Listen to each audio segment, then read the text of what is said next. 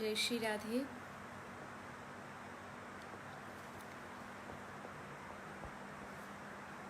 सभी भक्तगणों को श्री राधे। आप सभी को राधा अष्टमी की बहुत बहुत शुभकामनाएं। हम सबकी प्यारी श्री भानु दुलारी श्री ठाकुर जी की आराध्या आह्लादिनी शक्ति श्रीमती राधा रानी का आज प्राकट्य दिवस है। हम सभी जानते हैं कि आज का जो दिन है वो एक भक्त और एक वैष्णव के जीवन में कितना महत्वपूर्ण होता है। तो मैंने विचार किया कि क्यों ना आज आप सबके मध्य आकर के श्री राधा रानी के इस प्रागट्य उत्सव की बधाइयाँ आपको दी जाएं, क्योंकि आज पूरा विश्व श्री राधा रानी के इस जन्मोत्सव के आनंद को प्राप्त कर रहा है। आई बरसाने में बहार, प्रगति प्रियतम की रिजवार। ऐसा शास्त्रों में अनेक बार लिखा गया है, जहाँ भगवान श्री कृष्ण के प्रागट्य के अनेक कारण बताए गए हैं कि श्री ठाकुर जी क्यों प्रगटे हैं, उनके प्रकट होने का अवतार लेने का कारण मुख्य क्या रहा, भक्तों पर कृपा, दुष्टों का उद्धार। लेकिन वहीं अगर श्री राधा रानी के प्रागट्य की बात करें कि राधा रानी क्यों प्रगटी हैं, तो रसिक जन कहते हैं कि ठाकुर जी के अवतार के बहुत कारण हैं, पर राधा रानी ने एक ही कारण के लिए अवतार लिया है, प्रगट भई मोहन हित श्यामा। यानी ठाकुर जी को सुख देने के लिए, उनको सुख प्रदान करने के लिए, उनको आनंद देने के लिए ही श्री राधा रानी इस पृथ्वी पर प्रकट हुई है।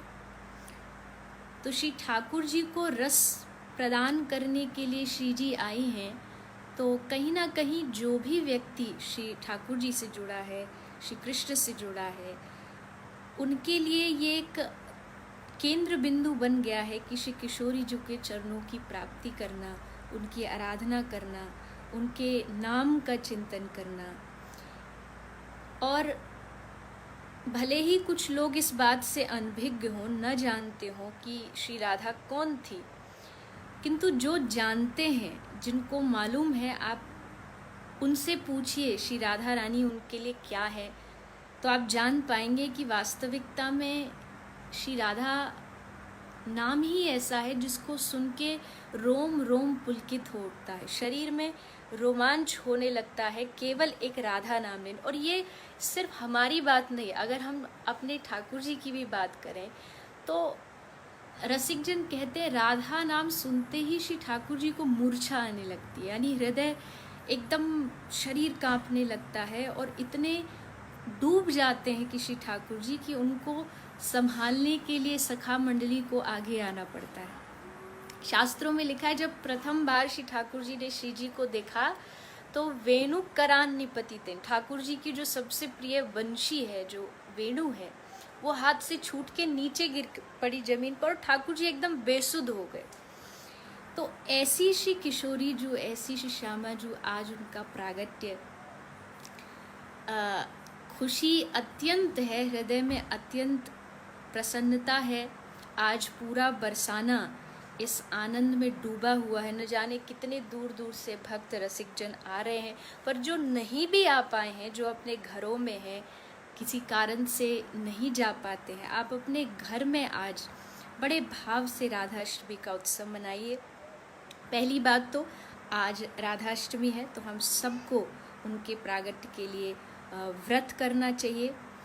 और साथ ही साथ 12 बजे, यानी अभी जो 1-1.5 घंटे में 12 बजने वाले हैं, तो 12 बजे आप सब अपने घर में श्री राधा रानी का अभिषेक करिए। जैसे हम जन्माष्टमी को रात्रि को लड्डू गोपाल जी का अभिषेक करते हैं, ठीक उसी तरह 12 बजे दोपहर के आप सब अपने घर में श्री जी का अभिषेक करिए, उनके लिए क्या अच्छा कर सकते, क्या अच्छा भोजन बना सकते हैं, उनके लिए क्या अच्छा श्रृंगार कर सकते हैं, उनके नाम का कीर्तन कर सकते हैं।